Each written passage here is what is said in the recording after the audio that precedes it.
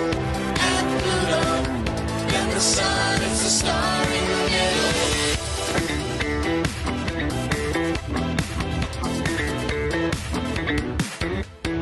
Mars is the red planet because of iron. Ice cap poles, but it's completely dry there.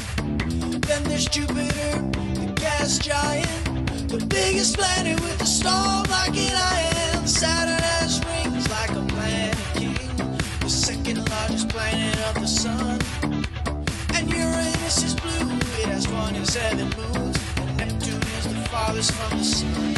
Yeah, 8 planets and Pluto, then the sun, it's the star in the middle.